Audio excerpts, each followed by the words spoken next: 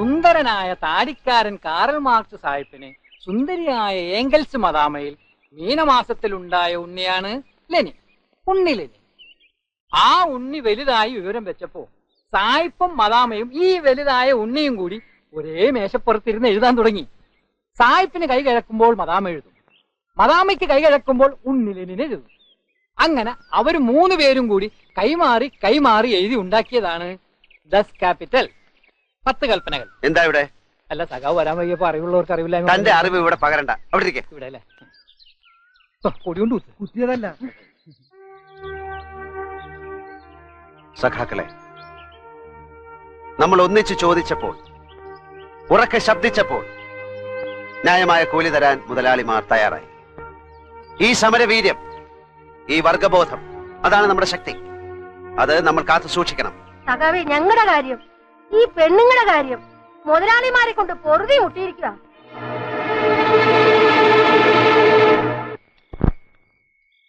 കുഞ്ഞേ, കുഞ്ഞേ, കുഞ്ഞേ.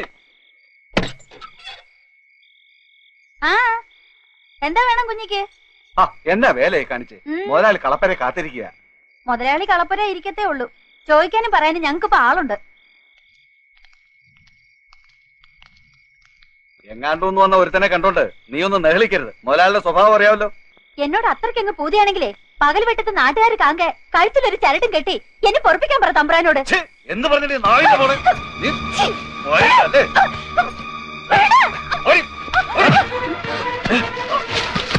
നിന്റെയൊക്കെ മുതലാളിക്ക് അന്തിക്കൂട്ടിന് പെണ്ണിനെ കൊണ്ട് കൊടുക്കണമെങ്കിലേ നിന്റെയൊക്കെ അവളുമാരെ കൊണ്ട് കൊടുക്ക.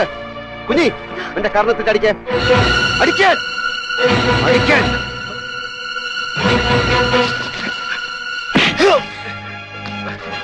ഈ അടി നിനക്കിട്ടല്ല, നിന്നെ ഇങ്ങോട്ട് പറഞ്ഞയച്ച നിന്റെ മുതലാളിക്കിട്ട.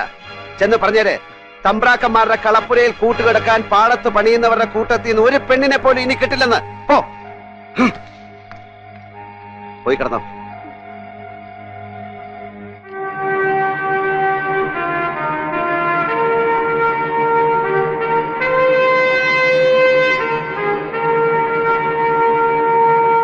തമ്പി അദ്ദേഹം കാര്യങ്ങളൊക്കെ നമ്മുടെ കൈവിട്ട് നിൽക്കുക.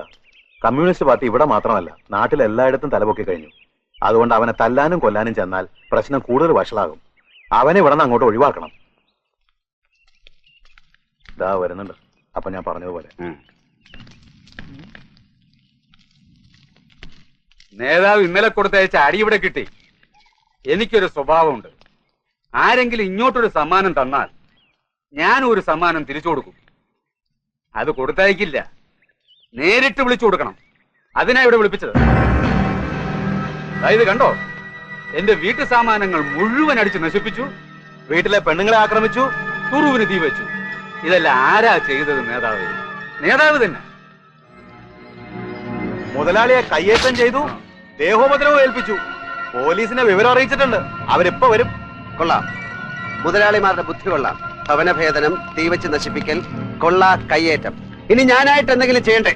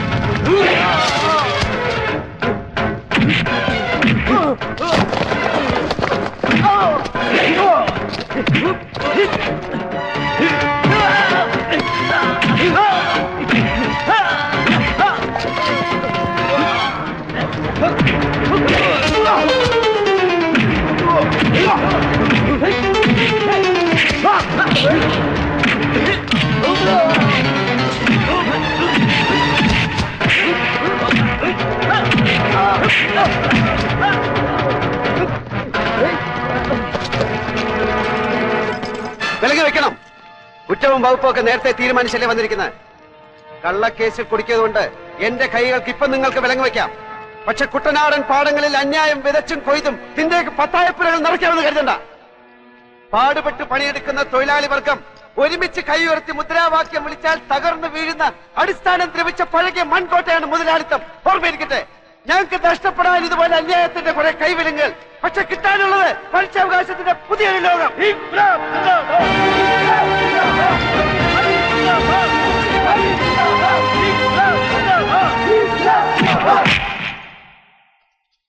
ഇൻസ്പെക്ടർ ദണ്ഡപാണി ഇതുവരെ ഇടിച്ചത് ഒരു കമ്മ്യൂണിസ്റ്റുകാരനെയാണ്. ഇനിയൊരു പഴയ കടം തീർക്കാനുണ്ട്.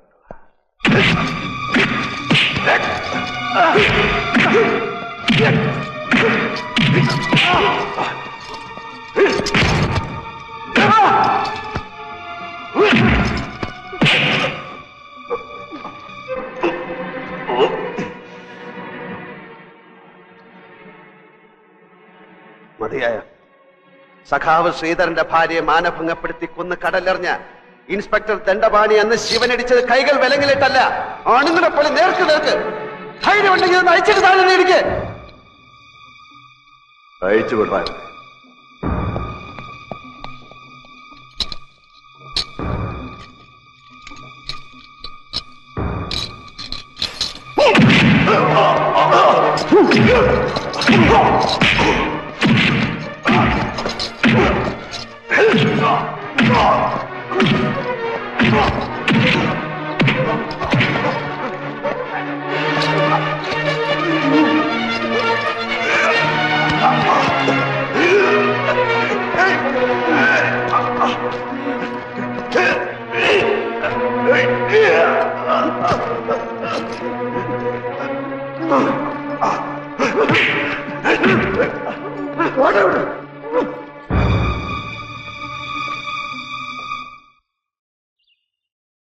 മോളറിഞ്ഞോ?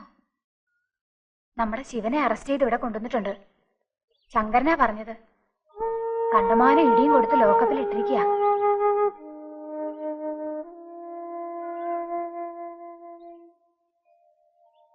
ദേവകമേ, എനിക്ക് ശിവനെ ഒന്ന് കണ്ടാ കൊള്ളാവുന്നുണ്ട്. ശങ്കരനോട് ചോദിക്കോ എന്തെങ്കിലും വഴിയുണ്ടോന്ന്? എങ്ങനെ കാണാനാ കുഞ്ഞെ? ലോക്കപ്പിൽ കിടക്കുന്ന ആളിനെ കാണാൻ പറ്റുമോ?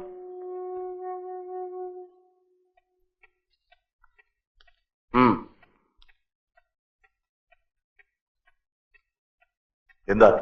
ഞങ്ങളുടെ സഖാവ് ശിവനെ പോലീസ് അറസ്റ്റ് ചെയ്ത് ഈ സ്റ്റേഷനിൽ കസ്റ്റഡിയിൽ വെച്ചിട്ടുണ്ട്. വിട്ടയക്കണം.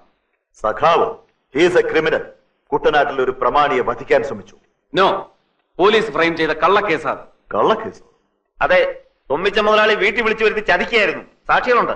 സാക്ഷികളും വക്കീലും വിസ്താരവും ഒക്കെ കോടതിയിൽ വിട്ടയക്കുന്ന പ്രശ്നമില്ല. കോർട്ട് ഓർഡറുമായി വന്നാലോ? കൊണ്ടുപോവാ, അപ്പൊ നോക്കാം.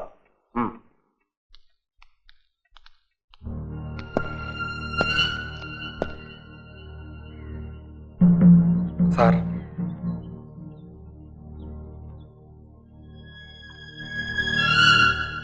ഒന്ന് സമാധാനമായി സംസാരിക്കാൻ സൗകര്യം കിട്ടിയില്ല ഇതുവരെ. എന്നെ മനസ്സിലായോ സാറിന്? പാർത്ഥസാരസ്വാമിയുടെ വീട്ടിൽ നിൽക്കുന്ന അടിച്ചുതലിക്കാരി ദേവകിയമ്മയുടെ മോന, ഭിക്ഷക്കാരൻ. നിങ്ങളോടൊക്കെ എനിക്ക് വലിയ ബഹുമാനമാണ്. എനിക്ക് മാത്രമല്ല, പോലീസിൽ പലർക്കും. പാവപ്പെട്ടവർക്ക് വേണ്ടിയാ നിങ്ങൾ ഈ കഷ്ടപ്പെടുന്നതെന്ന് എല്ലാവർക്കും അറിയാം. കാക്കിയിട്ട് പോയില്ലേ സാറേ? സ്വാമി വാങ്ങിത്തന്ന ജോലിയാ. അവിടുത്തെ കാര്യം ആകെ കുഴപ്പത്തില്ല.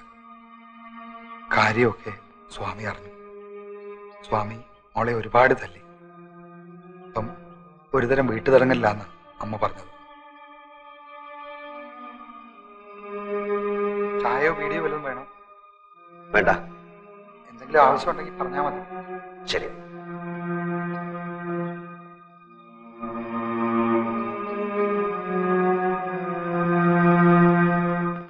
മജിസ്ട്രേറ്റിന്റെ ഓർഡറുമായി സഖാവ് ശിവനെ ജാമ്യത്തിൽ ഇറക്കിയാൽ മാത്രം പോരാ. നമ്മുടെ സഖാക്കളെ മുഴുവൻ പോലീസ് സ്റ്റേഷന്റെ മുന്നിൽ അണിനിരത്തി മുദ്രാവാക്യം വിളിച്ച് സംഘടിത തൊഴിലാളി വർഗത്തിന്റെ ശക്തി എന്താണെന്ന് അധികാരി വർഗത്തെ അറിയിക്കണം. അതിനുള്ള സമയമായിരിക്കുന്നു.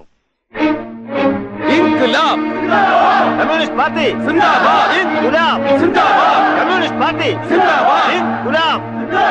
Communist party. സഖാവ് ശിവൻ കമ്മ്യൂണിസ്റ്റ് പാർട്ടി. സഖാവ് ശിവൻ കമ്മ്യൂണിസ്റ്റ് പാർട്ടി. സഖാവ് ശിവൻ കമ്മ്യൂണിസ്റ്റ് പാർട്ടി.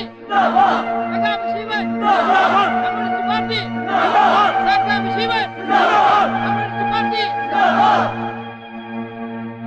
സഖാവ് ശിവൻ. സഖാവ് ശിവൻ.